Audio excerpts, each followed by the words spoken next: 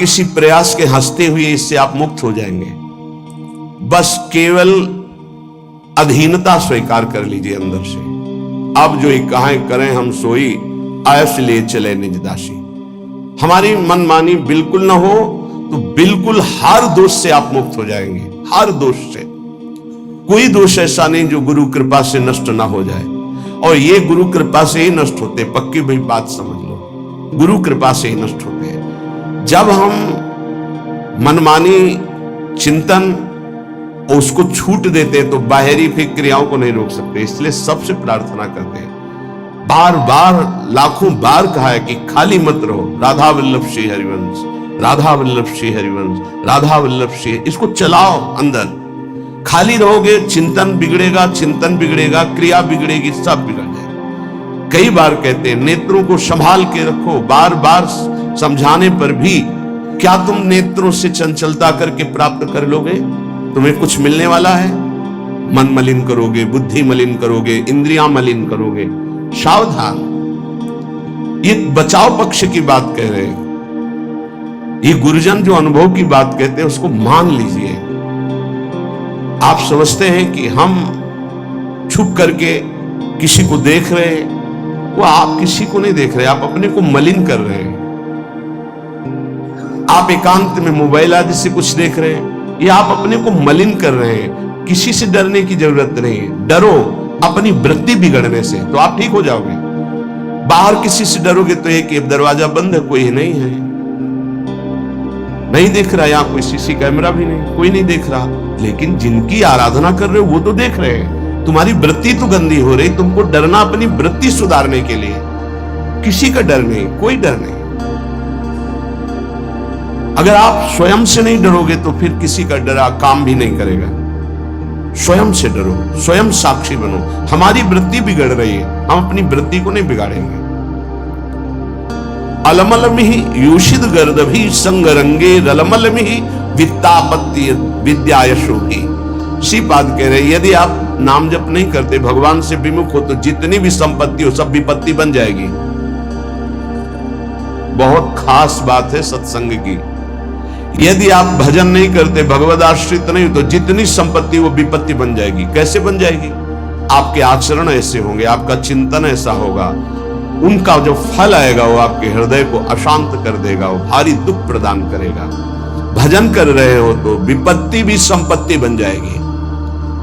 वो परम नाम रूपी धन भगवद आश्रय विपत्ति प्रदान करती, ध्यान रखना। जिसका कोई आश्रय और भरोसा नहीं रह जाता, सीधे भगवान की शरणागति होती है, विपत्ति में कोई साथ नहीं देता। बलिहारी उस विपत्ति की जो सीधे शरणागति प्रभु की कराती है। और जब नाम जप होता है विपत्ति में, तो सबसे संपत्तिवान वही जिसके पास नाम रूपी संपत्ति है।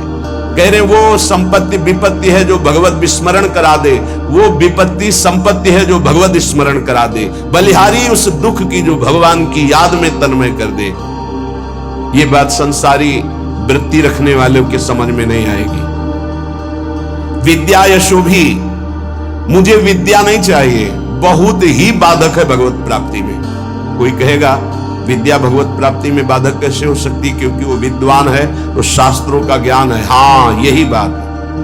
बस विद्या का अभिमान आ गया, शास्त्रों के ज्ञान का अभिमान आ गया, अब तत्वबोध तक नहीं पहुंच पाएगा।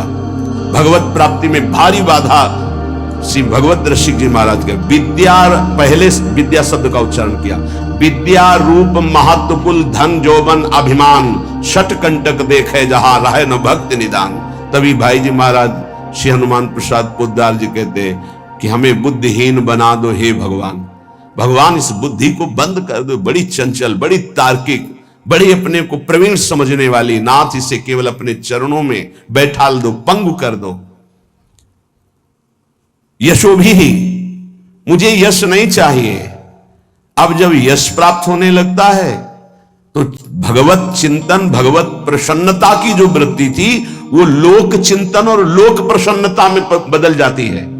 ये समाज कैसे कितना जुड़े, कितना बढ़े, ये समाज कैसे प्रसन्न रहे। प्रसन्न रहने का मतलब भगवत भाव से नहीं, हमारे अनुकूल बनी रहे। यशोभी, मेरा यश गान होता रहे। बहुत बड़ा ये दोष उत्पन्न हो जाता है भगवत मार्ग के पथिक के जीवन में जब यश की प्राप्ति होती है। अगर गुरु कृपा ना हुई तो यश ये आखिरी खाई गिरा देता है उसको। प्रतिष्ठा कैसी? बोले सूकरी विष्ठा की तरह देखे, गौरव घोर रौरवम, संतों की भाषा है। साधु अपनी प्रतिष्ठा को क्या देखे? सूकरी विष्ठा, किसी काम की नहीं।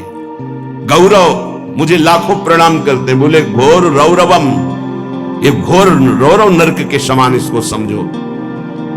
जो यश कीर्ति प्रतिष्ठा मान सम्मान प्रिय लगने लगा तो बड़ी ऊंचाई से नीचे गिरने में धम्म से देर नहीं लगती।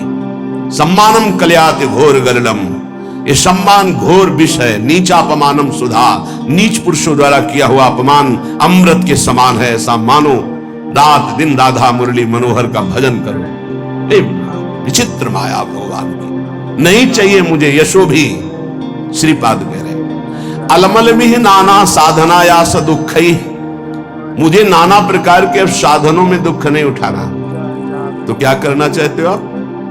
भवत भवत वृंदारण्यमाश्रित धन्याहा, मैं बार बार कहता हूं धाम के आश्रित होकर राधा राधा राधा और युगल सरकार की सेवा बस। मुझे और किसी साधन में समय व्यर्थ नहीं करना, नहीं भटकना। इदमपि भविता किम यत्र कुत्रापि वृंदा पदमपि मम यातम श्रोतवीथि मकस्मात्। अगर कोई ऐसा वृंदावन कान में पड़ गया वो पाप रहित होने लगता है। ये महापुरुषों का प्रियाजू का प्रिय धाम, ये चिदानंद है वृंदावन। ये नाम स्वयं प्रियालाल वृंदावन वृंदावन गाते हैं। बड़ा पावन शीघ्र हृदय को करके पावन करने वाले तो बहुत से तीर्थ हैं, लेकिन पावन करके प्रेम प्रदान करने की सामर्थ्य वृंदावन में। कह रहे वैकुंठ कोटि कोटि प्रगुणित मपि नो यद्रजो लेश मात्रम प्रोन्मीलत सौभग अर्धे लवमपि लभते शुद्ध भावोज्ज्वलाया। करोड़ करोड़ वैकुंठ वृंदावन धाम की रज की समानता नहीं कर सकते। क्यों? क्योंकि वैकुंठ में ऐश्वर्य वैभव है, वो वृंदावन की रज उज्जवल महाप्रेम भाव प्रकाशित कर देती है।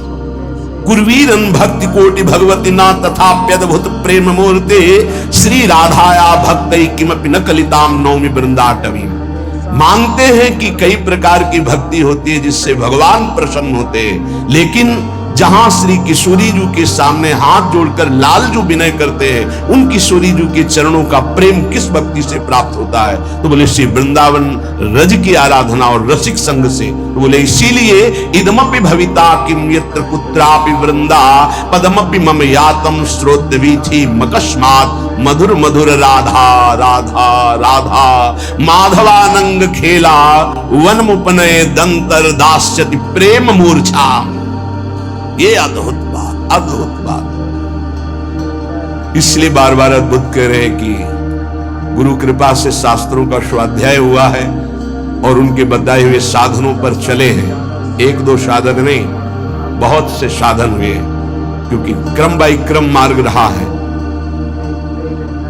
नैष्ठिक ब्रह्मचर्य, गायत्री अनुष्ठान, महावाक्य अनुष्ठान, संन्यास धर्म, क्रम बाई क्रम 20 वर्ष, फिर ये राधा राधा। ऐसे कोई अंधविश्वास या अंधश्रद्धा से नहीं बोल रहे। जो ज्ञान मार्ग का साधक होता है, बड़ा तार्किक बुद्धि होती है, वो ऐसे परास्त नहीं होता है। जब तक रसास्वादन नहीं होता तब तक वो स्वीकृति नहीं होती उस हृदय में जो ज्ञान प्रधान साधन रहा है। इदमपि भविता किम यत्र कुत्रापि वृंदा। ओहो, ये शब्द मेरे कान में पड़ा, वृंदावन वृंदावन वृंदावन। ये हृदय को महाप्रेम में बना देता है। क्यों?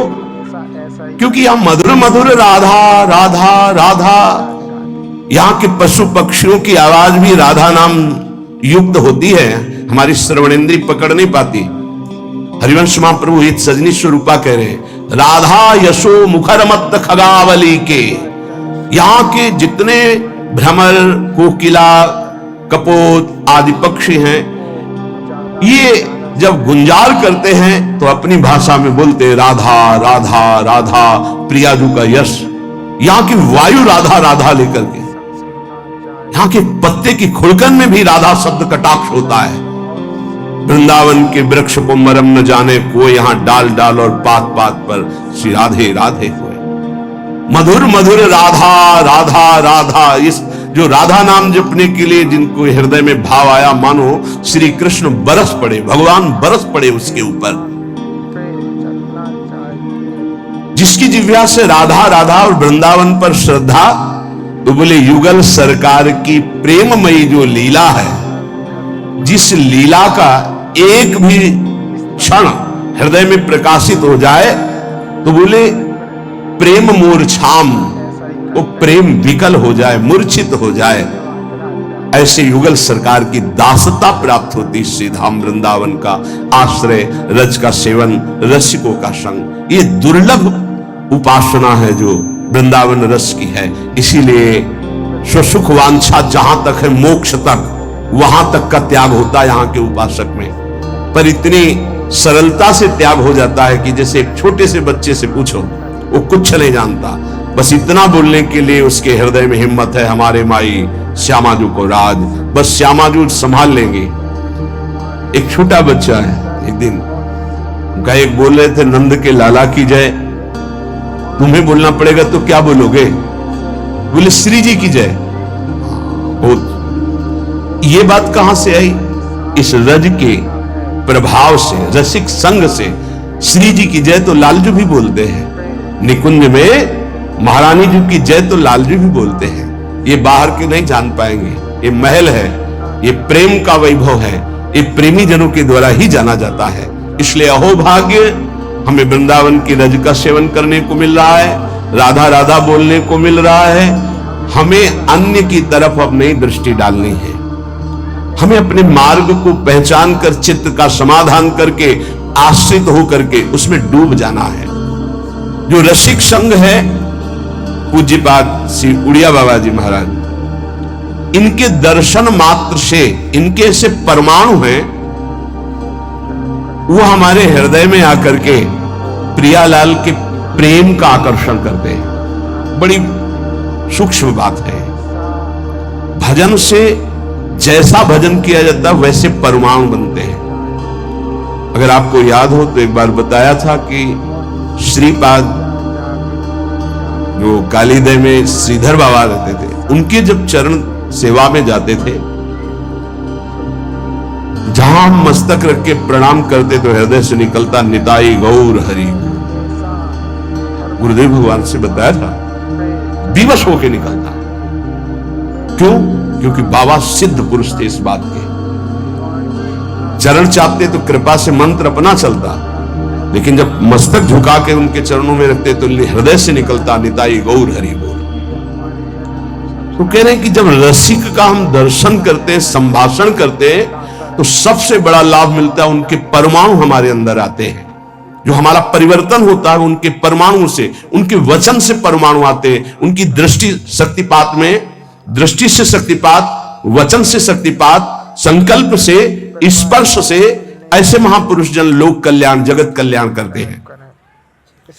प्रत्यक्ष में भगवत भक्तों के दर्शन से, उनके श्रीमुख से निकले हुए वचनों के श्रवण से और मनन से स्वाभाविक प्रभु में प्रीति होने लगती है।